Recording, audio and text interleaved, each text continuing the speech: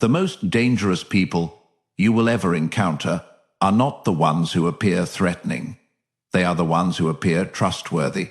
Learning to read what lies beneath the surface of human behavior is not cynicism. It is the most important strategic skill a person can develop. Most people believe that understanding someone requires listening carefully to what they say. Those who understand human nature know that this is precisely where the most consequential errors of human assessment begin. Words are the most easily managed dimension of human communication. They can be selected with care, delivered with rehearsed conviction, and calibrated to the specific impression the speaker wishes to create in the mind of their audience. A skilled social performer can maintain a verbal presentation for months, sometimes years, that bears almost no relationship to the genuine intentions operating beneath it. The words are not lies in any simple sense. They are presentation, and presentations, however sincere they appear, are always shaped by the objectives of the presenter. What most people don't realize is that action is considerably more expensive to manage than speech. Sustained action requires real investment of time, of resources, of the accumulated choices that slowly reveal where a person's genuine priorities actually lie. And because action is more expensive to manage, the gap between what someone says and what they consistently do is one of the most reliable windows into their actual interior that any observer can access. The discipline of reading this gap, not emotionally, not with the interpretive charity that relationship investment naturally produces, but with the clear, patient attention of someone who is treating behavioral patterns as data rather than as statements of character, is the foundational skill of all accurate human assessment. Pay attention to what the pressure reveal adds to this discipline. Comfortable circumstances are the enemy of accurate character assessment, because comfort enables the maintenance of the social performance that most people invest considerable energy in sustaining. Under comfort, the careful person and the performed person produce indistinguishable results. Both appear reasonable, both appear generous, both appear aligned with the values they claim. Pressure is different. Under genuine pressure, when interests are threatened, when resources become scarce, when the cost of maintaining the performance exceeds what the situation makes available, the performed character and the genuine one begin to diverge in observable ways. The generosity that was freely given, when there was abundance, discovers its limits, when scarcity arrives. The loyalty that was easily maintained, when it cost nothing, reveals its depth, when maintaining it requires sacrifice. History has shown that the character revealed under pressure is the character that matters, because it is the only character that will be present when the circumstances that most require genuine character arrive. There is a method of understanding human behavior that bypasses the noise of declared intentions, stated values, and social presentations entirely, and that produces a clarity of understanding that direct observation of those presentations could never achieve with equivalent reliability. It is the mapping of genuine interests. Most people believe that people's stated interests, what they claim to want, what they say they value, what they describe as their objectives in any given situation, are the most direct available window into their motivations. Those who understand human nature know that stated interests are among the least reliable sources of this information, precisely because they are the most visible dimension of a person's self-presentation and therefore the one most thoroughly shaped by the social incentive to appear in a particular way. Genuine interests are revealed through choices, not the choices that people make in public, where the observation of others creates social accountability for the values those choices demonstrate, but the choices they make consistently across time, across varying circumstances, and across the full spectrum of situations where their actual priorities must be revealed through actual allocation of time, attention, and resources. Few people understand how precisely the genuine interest map of any person can be reconstructed through the patient observation of where their resources actually go. not where they say resources should go, not where they claim they would go if circumstances were different, where they actually go in the ordinary, unexamined choices of a life lived without the continuous awareness that someone is paying close enough attention to notice the pattern. The wisest leaders recognize that this reconstruction requires something most people are unwilling to invest in any sustained assessment of another person: time, sufficient time, across sufficient variety of circumstance, to allow the genuine interest map to become visible through the accumulated evidence of choices made under conditions that the social performance could not comprehensively manage. This is where the consistency test provides its most strategically significant data, because the consistency test is not simply about whether a person's behavior matches their stated values in general. It is about whether their behavior is consistent across the specific variable of observation. A person who behaves identically whether or not they believe they are being observed has provided the most compelling available evidence that the behavior reflects genuine character rather than managed presentation. They have demonstrated that the performance and the reality are, in their case, the same thing. But a person whose behavior changes meaningfully depending on who is watching, who is generous in public and calculating in private, who is collaborative with superiors and dismissive with subordinates, who maintains one set of values in environments where those values are socially rewarded, and another set in environments where the social reward has disappeared, has provided something considerably more informative than evidence of inconsistency. They have provided a precise measurement of the gap between who they present themselves to be and who they actually are. And that measurement, taken seriously and updated across sufficient observation, is among the most useful data points available for accurate human assessment. The greatest mistake is to explain away this gap through the interpretive charity that familiarity and affection naturally produce, to attribute the inconsistency to circumstance, to stress, to a bad day, to the specific context, rather than to the character that the context merely revealed. Circumstance does not create character. It reveals it. There is a signal that reveals genuine character with a precision that no amount of skilled social performance can fully obscure. And it operates in the specific relational territory where the social incentive to perform has disappeared entirely. The treatment of those who can do nothing for you. Most people believe that how someone treats important people, those with power, status, or the ability to advance their interests, is the most informative behavioral signal available. Those who understand human nature know that this is the least informative behavioral territory available, precisely because it is the territory where the social incentive to perform is highest. Everyone treats important people well, or well enough. The social cost of failing to do so is immediate, visible, and consequential, which means the behavior in this territory is almost universally managed, regardless of the genuine character of the person producing it. The generosity signal operates in the opposite territory, in how someone treats a person who has nothing to offer. The service worker, who will never interact with them again, the subordinate whose opinion carries no organizational weight, the stranger whose assessment will never reach anyone whose assessment matters. These interactions carry no social incentive for managed behavior. The performance of generosity in these moments produces no return, which means the generosity, or its absence, is entirely unmanaged, and unmanaged behavior is the most accurate available data point for genuine character assessment.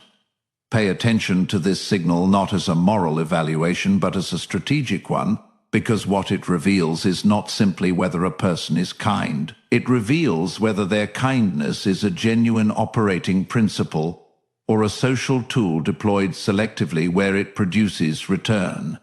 And this distinction, apparently subtle, has enormous consequences for how that person will behave toward you in the future moments when you are no longer in a position to offer what they currently need. This is where the urgency manipulation reveals itself, as one of the most important signals to learn to recognize, because it operates in the precise decision, making space where accurate observation is most necessary and most difficult to maintain. When someone creates urgency through artificial time pressure, through scarcity framing, through the implication that delay will produce irreversible consequences, they are not simply accelerating a decision. They are deliberately compressing the observation window that accurate assessment requires. Most people believe that urgency is a genuine feature of certain decisions, that some situations actually require rapid commitment, and that the person creating urgency is simply communicating a real constraint.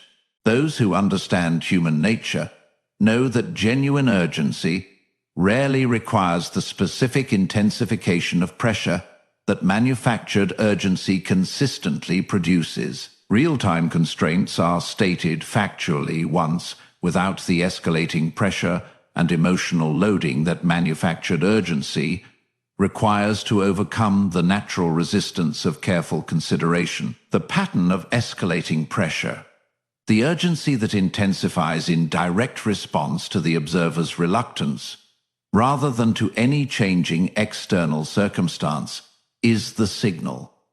And what it signals is not that the decision is genuinely time-sensitive. It is that something about the decision, examined at leisure, would not survive careful examination. The greatest mistake is to allow manufactured urgency to compress the observation window that every important decision deserves. The wisest leaders recognize that the value of slowing down in response to manufactured pressure is not simply the time it provides for better analysis.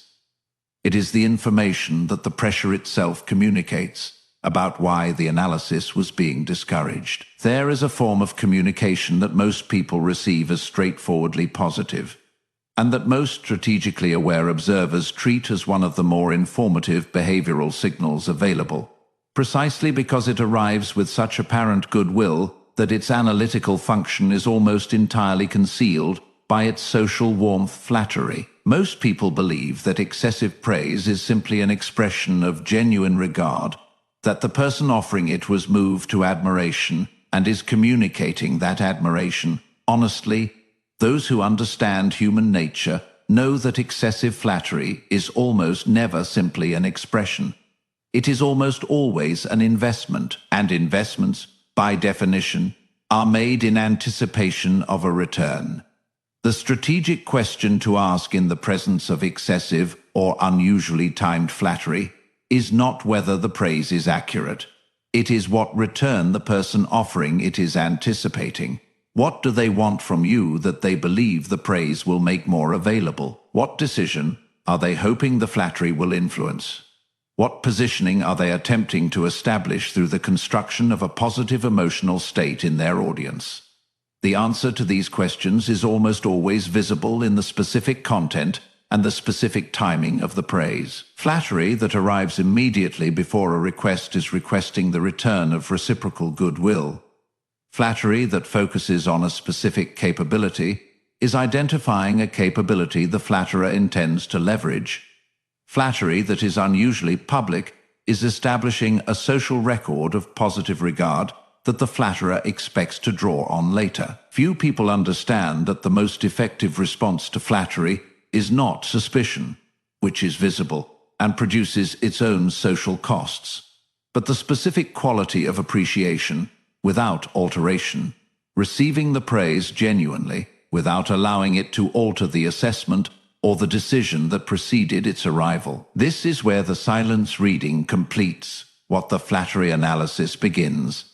Because just as what people say under favorable conditions is the least informative available data, what people choose not to say in ordinary conversation is among the most informative.